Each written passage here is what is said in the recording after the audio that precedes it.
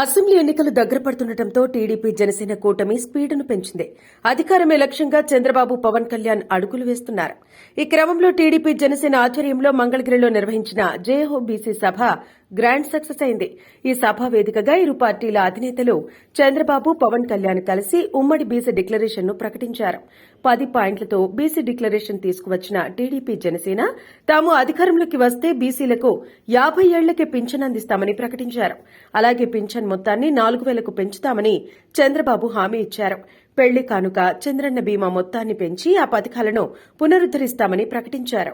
అలాగే బీసీల అభివృద్ది కోసం 5 ఏళ్లలో బీసీ సబ్ ప్లాన్ కింద 1.5 లక్షల కోట్ల రూపాయలు ఖర్చు చేస్తామని చంద్రబాబు వెల్లడించారు. స్థానిక సంస్థల్లో బీసీలకు 34% రిజర్వేషన్లు పునరుద్దరిస్తామన్న చంద్రబాబు చట్టసభల్లో బీసీలకు 33% రిజర్వేషన్లు కల్పిస్తామని, చట్టబద్దంగా కులగణన చేపడతామని హామీ ఇచ్చారు. ఈ క్రమంలో చంద్రబాబు మరో కీలక ప్రకటన చేశారు. ఇప్పటి వరకు 2 పిల్లలు దాటితే స్థానిక సంస్థల ఎన్నికల్లో పోటీ చేసేందుకు అనర్హులని, అయితే తాము అధికారంలోకి వస్తే ఆ చట్టానికి సవరణ చేస్తామని చంద్రబాబు ప్రకటించారు. ఎంతమంది పిల్లలు ఉన్నా స్థానిక సంస్థల్లో పోటీ చేసే అవకాశం కల్పిస్తామని తెలిపారు. 10 లక్షల రూపాయలతో చంద్రన్న బీమా పథకాన్ని పునరుద్దరిస్తామని హామీ ఇచ్చారు. సామాజిక న్యాయ పరిశీలన కమిటీ ఏర్పాటుతో సహా స్వయం ఉపాధికి 5 ఏళ్లలో 10,000 కోట్ల రూపాయలు ఖర్చు చేస్తామని హామీ ఇచ్చారు.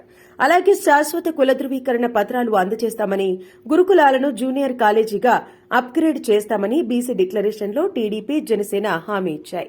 అలాగే ఏడాదిలో బీసీ భవనాలు, కమ్యూనిటీ హాళ్లను నిర్మిస్తామని ప్రకటించారు. మొత్తానికి జయహో బీసీ సభ గ్రాండ్ సక్సెస్ కావడంతో ఆ రెండు పార్టీల్లోని నేతలు, కార్యకర్తలు ఆనందోత్సాహాలు వ్యక్తం చేస్తున్నారు.